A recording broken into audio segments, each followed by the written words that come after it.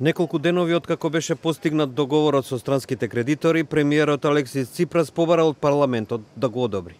Со него се предвидува зголемување на даноците и кратење на трошоците во замена за финансиска помош од 85 милиарди евра во заеми.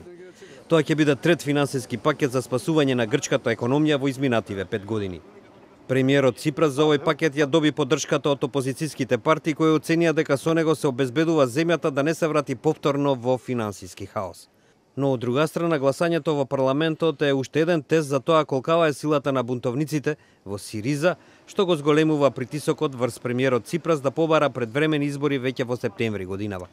Сириза е поделена партија, во тоа нема сомневање и јасно е дека таа ситуација нема да се одржува уште долго време, изјави председницата на парламентот Киријакос Мицотакис, пратеник од опозицијската Нова демократија, која изрази сомневање во одржливоста на грчката влада. Премиерот Ципрас се соочува со голем отпор во партиските редови уште откако во минатиот месец и покрај одржаниот референдум на кој грците отфрлија на тамошни тешки реформи и штедења, сепак се согласи да преговара за нови кредити. Мислам дека владата не требаше никогаш да предложи трет спасувачки пакет, вели поранешниот заменик министер за труд Димитрис Стратулис. Екс-министерот за енергетика Панајотис Лафазанис пак најави обединет фронт за да се оствари, како што рече, народната желба за демократија и социјална правда. Се срамам, ние веќе немаме демократија, туку диктатура на еврозоната, изјави Лафазанис, кој сепак не беше дециден дали тоа е повик за отцепување од Сириза и за формирање нова партија. Се очекува Ципрас да го зацврсти притисокот врз Сириза кога партијата ќе одржи специјален конгрес на кој ќе се расправа за внатрешните разлики.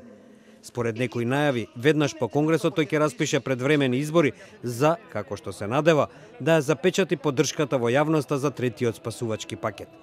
Од друга страна, Меѓународниот монетарен фонд во четвртокот изврши притисок врз Европската унија да излезе со план за известно отпишување на долгот на Грција, наведувајќи дека само на таков начин фондот ќе дозволи нови заеми за Атина.